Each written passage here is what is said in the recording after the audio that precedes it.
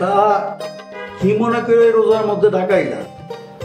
আসলে চাচা যান ঢাকায় এসি মায়ের কলেজে ভর্তি করে। মায়েরা পড়াশোনায় ভালা, গ্রামে থেকে কি করব? আপনি গো বাড়িতে থেকে যদি কলেজে পড়ে তাইলে আর হোস্টেল খোঁজন লাগবো না। তা ঠিক আছে, কিন্তু আসার আগে তো রফিকের লগে একবার যোগাযোগ করা দরকার ছিল, তাই না? আলোচনা করার কি আছে? যাক এত টাকা পয়সা, তার বাড়িতে ভাইয়ের মেয়ে থাকতে পারে না? ঢাকা চাচার বাড়ি থাকতে মাই আবার হোস্টেলে থাকবো? সেটা ঠিক আছে, কিন্তু কারো বাড়িতে আসার আগে তাগরও জানানো দরকার আছে। এত কিছু চিন্তা করি নাই, ভাবলাম ভাইয়ের বাড়ি তাই চলে আইলাম। যদি বেশি সমস্যা হয় তাইলে কালকে আমরা চলে যাব। না না, আই সেই যখন পড়ছো তখন আর যাই বাকের লেগে ঈদ কইরা তারপর যাইও। আচ্ছা ঠিক আছে, আপনি যখন কইতাছেন আমরা ঈদ কইরেই যাব। আচ্ছা ঠিক আছে, চলো আমরা তারাবিটা পড়তে যাই। চাচা আপনি যান, আমি আইতাছি। আচ্ছা ঠিক আছে।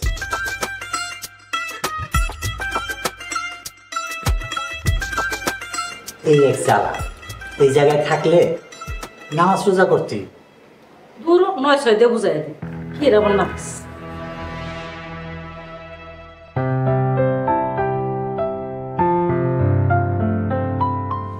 কিরে চাচা চাচি এসেছে, দেখা করবি না? মা হঠাৎ করে চাচা এভাবে আসলো কেন? মেয়েটাকে কলেজে ভর্তি করাবে শুনলাম। রোজার সময় কোন কলেজে ভর্তি নেয়? আর এভাবে হুট করে কেউ বাসায় আসে? রোজার সময় তো গ্রাম থেকে সব সময় আত্মীয় স্বজন আমাদের বাড়িতে আসে, কারণ সবার মধ্যে তোর বাবা একটু সচ্ছল। তাহলে একটা কাজ করো, ওনাদের কিছু টাকা পয়সা দিয়ে গ্রামে পাঠিয়ে দাও। ফাতেমা অনেক ডেঞ্জারাস মেয়ে, আসতে না আসতে আমার বেডরুম এসে হাজির। তোর রুমে এসেছিল? চাচি কিরে, তুই নাকি ওর রুমে এসেছিলি?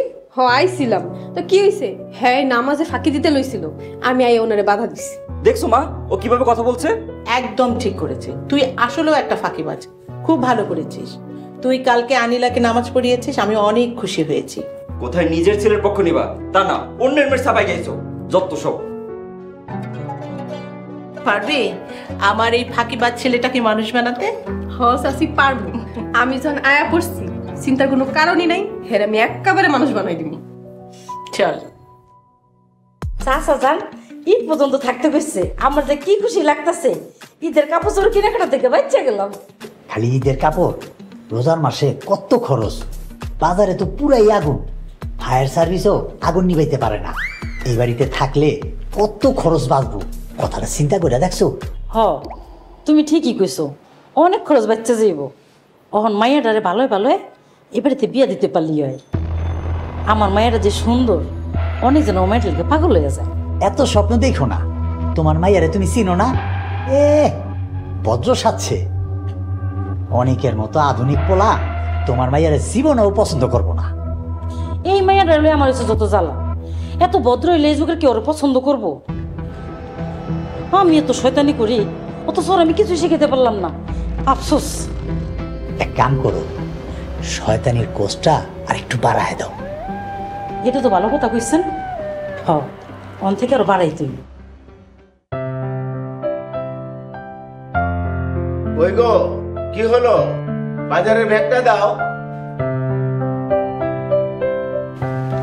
এই নাও বাজারে ব্যাগ আর এই যে লিস্ট। এত বড় লিস্ট? বাজারের দ্রব্যমূল্যের যে ঊর্ধ্বগতি, বাজারে তো পাই রাখা যায় না। রোজার মাসে তো এমনিই দ্বিগুণ বাড়িয়ে দেয় দাম। সাধারণ মানুষের মাথায় কাঁঠাল ভেঙে খায় ব্যবসায়ীরা। রোজার মাসে কত কিছু লাগে। লিস্ট বড় হলেও কিন্তু টাকা বাড়ে না। ঠিকই বলেছ, সাধারণ মানুষের কি দুর্ভোগ। এত খরচ বহন করা সত্যি খুব কঠিন। কঠিন হলেও এই লিস্ট অনুযায়ী তোমাকে বাজার করতে হবে, কারণ বাসায় মেহমান আছে, ওদের ঠিক মতো না খাওয়ালে ওরা ভাববে আমরা কিপটা। শোনো, তাই বলে বেশি অপচয় করবেন, অপচয়কারী শয়তানের ভাই। ঠিকই বলেছ। ঠিক আছে তুমি বাজারে যাও, আমি রান্নাঘরে যাচ্ছি। হ্যাঁ যাচ্ছি। সবকিছু তো আমাকে নামলে দেবো, মনার সব দোষ আমাকে আমাকে। নিজের অপরাধ করবো আর ইমেল নষ্ট হইব আমাকে, এসব ভাল লাগে না। চলো তো জুলেখা বিবিরে দিয়া কিছু অপচয় করাই আসি।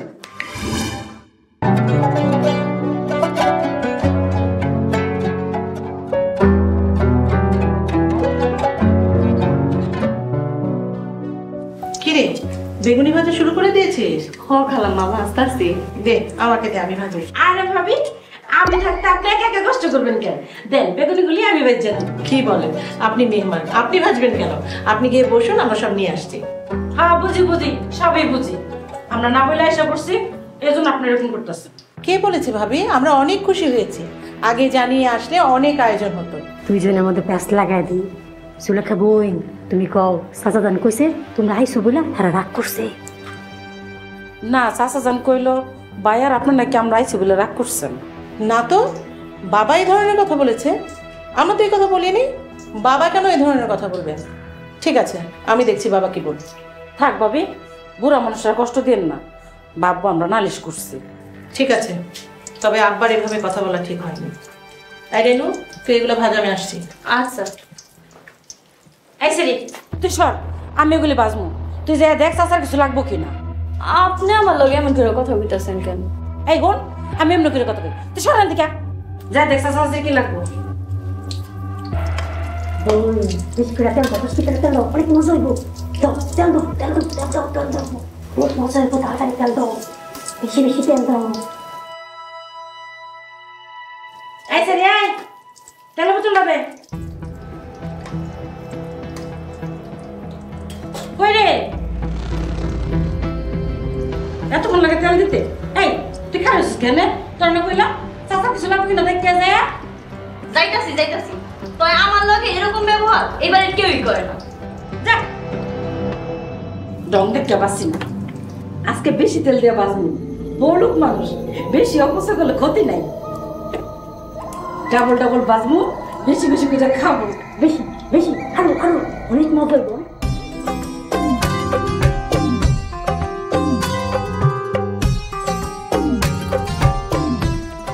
বাহ, আজ সবাই একসাথে, কি দারুণ লাগতেছে।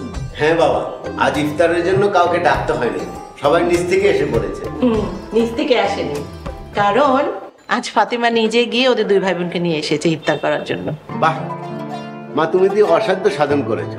দেখতেও না মাইয়া ডাকার, আমার মাইয়া লাখে একটা, পুরাই আমার মতো। হ, ঠিকই কইছো। আমাগো মাইয়া লাখে একটা, রূপে গুণে তোমার মতো, আর চরিত্রটা পাইছে আমার মতো। থাক, ইফতারের সময় এত কথা বলতে হবে না। বৌমা, আজকে ইফতারে কে বানিয়েছে? বাবা, আজকে আমি ইফতার বানাইনি, আজকে ইফতার বানিয়েছে ভাবি। এত ইফতার প্লেটে যা আছে এখানেই তো অনেক, এগুলো তো বাড়তি, এগুলো তো আজকে শেষ করা যাবে না। শেষ হইব না কেন? আপনি হইলেন বড় লোক মানুষ, না খেতে পেলে ফালাইয়া দিবেন, সমস্যা কি? মা তুমি এসব কি কইতেছো? অপচয় করা ঠিক না, পয়সা থাকলেই অপচয় করা উচিত না। আল্লাহ অপচয়কারীকে পছন্দ করে না। চাচা যান, বানায় যখন ফালাইছে কি আর করার। কোনো সমস্যা নাই, ইফতার যখন বেশি হয়ে গেছে তাহলে দারোয়ান ভাই আর প্রতিবেশীকে দিলেই তো হয়, তাহলে অপচয় হইল না আর তারাও খুশি হয়ে গেল। বাহ, দারুণ বুদ্ধি। জুলেখা, মেয়ের কাছ থেকে শেখো, কত সুন্দর একটা সমাধান দিয়ে দিল।